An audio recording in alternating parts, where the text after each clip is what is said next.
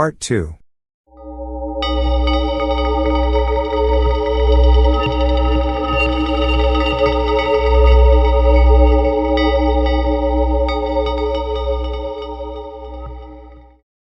It was on the 21st of February, 1901, that the thing finally occurred.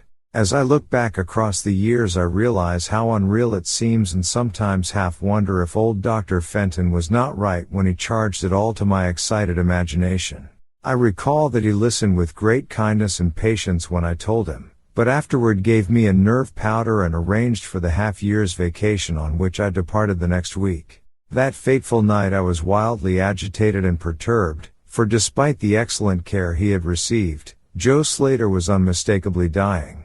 Perhaps it was his mountain freedom that he missed, or perhaps the turmoil in his brain had grown too acute for his rather sluggish physique, but at all events the flame of vitality flickered low in the decadent body. He was drowsy near the end, and as darkness fell he dropped off into a troubled sleep. I did not strap on the straitjacket as was customary when he slept, since I saw that he was too feeble to be dangerous, even if he woke in mental disorder once more before passing away.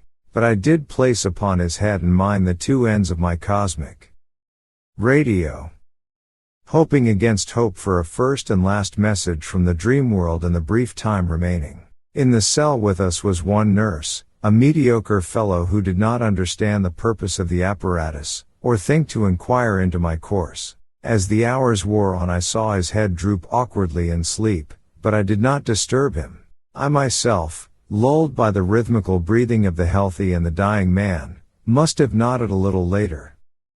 The sound of weird lyric melody was what aroused me. Chords, vibrations, and harmonic ecstasies echoed passionately on every hand, while on my ravished sight burst the stupendous spectacle of ultimate beauty. Walls, columns, and architraves of living fire blazed effulgently around the spot where I seemed to float in air extending upward to an infinitely high vaulted dome of indescribable splendor.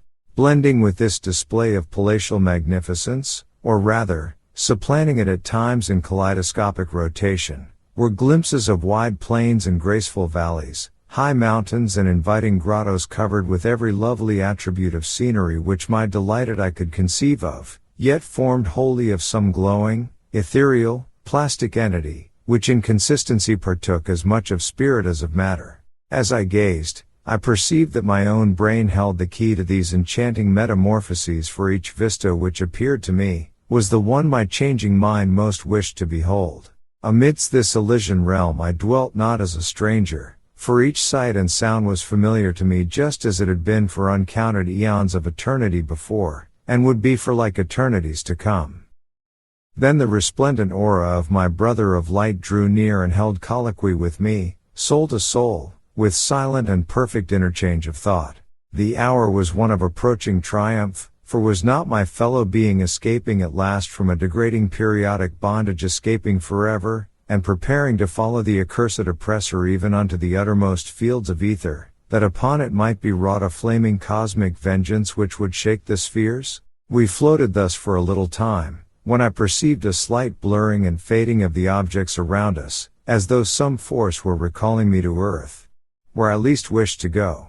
The form near me seemed to feel a change also, for it gradually brought its discourse toward a conclusion, and itself prepared to quit the scene, fading from my sight at a rate somewhat less rapid than that of the other objects. A few more thoughts were exchanged, and I knew that the luminous one and I were being recalled to bondage, though for my brother of light it would be the last time. The sorry planet shell being well nigh spent, in less than an hour my fellow would be free to pursue the oppressor along the Milky Way and pass the hither stars to the very confines of infinity. A well-defined shock separates my final impression of the fading scene of light from my sudden and somewhat shamefaced awakening and straightening up in my chair as I saw the dying figure on the couch move hesitantly. Joe Slater was indeed awaking, though probably for the last time. As I looked more closely, I saw that in the sallow cheeks shone spots of color which had never before been present. The lips, too, seemed unusual, being tightly compressed, as if by the force of a stronger character than had been Slater's. The whole face finally began to grow tense, and the head turned restlessly with closed eyes. I did not arouse the sleeping nurse, but readjusted the slightly disarranged headbands of my telepathic radio, intent to catch any parting message the dreamer might have to deliver. All at once the head turned sharply in my direction and the eyes fell open, causing me to stare in blank amazement at what I beheld. The man who had been Joe Slater, the Catskill decadent, was now gazing at me with a pair of luminous, expanded eyes whose blue seemed subtly to have deepened. Neither mania nor degeneracy was visible in that gaze, and I felt beyond a doubt that I was viewing a face behind which lay an active mind of high order. At this juncture my brain became aware of a steady external influence operating upon it. I closed my eyes to concentrate my thoughts more profoundly, and was rewarded by the positive knowledge that my long-sought mental message had come at last. Each transmitted idea formed rapidly in my mind, and though no actual language was employed, my habitual association of conception and expression was so great that I seemed to be receiving the message in ordinary English. Joe Slater is dead.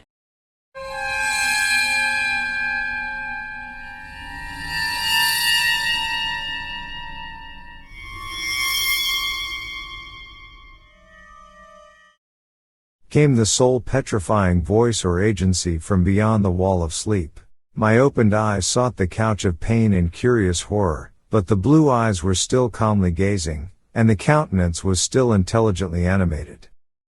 He is better dead, for he was unfit to bear the active intellect of cosmic entity. His gross body could not undergo the needed adjustments between ethereal life and planet life. He was too much of an animal, too little a man, yet it is through his deficiency that you have come to discover me, for the cosmic and planet souls rightly should never meet. He has been my torment and diurnal prison for 42 of your terrestrial years. I am an entity like that which you yourself become in the freedom of dreamless sleep. I am your brother of light, and have floated with you in the effulgent valleys. It is not permitted me to tell your waking earth self of your real self, but we are all roamers of vast spaces and travelers in many ages. Next year I may be dwelling in the dark Egypt which you call ancient, or in the cruel empire of Tsanchan which is to come 3,000 years hence. You and I have drifted to the worlds that reel about the red Arcturus, and dwelt in the bodies of the insect philosophers that crawl proudly over the fourth moon of Jupiter. How little does the earth self know of life and its extent! How little, indeed, ought it to know for its own tranquility! Of the oppressor I cannot speak. You on earth have unwittingly felt its distant presence.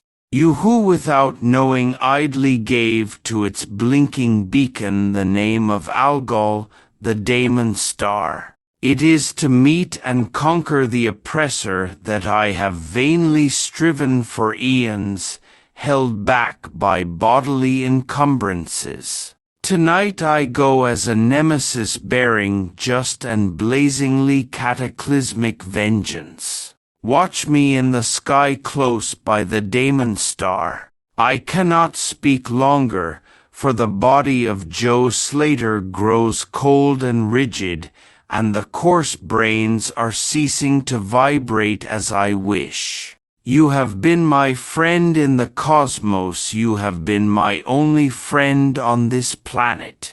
The only soul to sense and seek for me within the repellent form which lies on this couch. We shall meet again, perhaps in the shining mists of Orion's sword, perhaps on a bleak plateau in prehistoric Asia, perhaps in unremembered dreams tonight, perhaps in some other form an aeon hence, when the solar system shall have been swept away.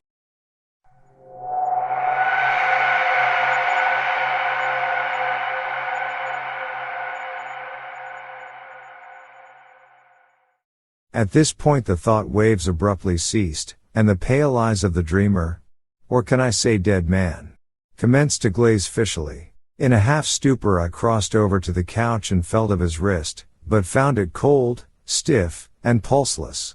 The sallow cheeks paled again, and the thick lips fell open, disclosing the repulsively rotten fangs of the degenerate Joe Slater. I shivered, pulled a blanket over the hideous face, and awakened the nurse. Then I left the cell and went silently to my room. I had an insistent and unaccountable craving for a sleep whose dreams I should not remember.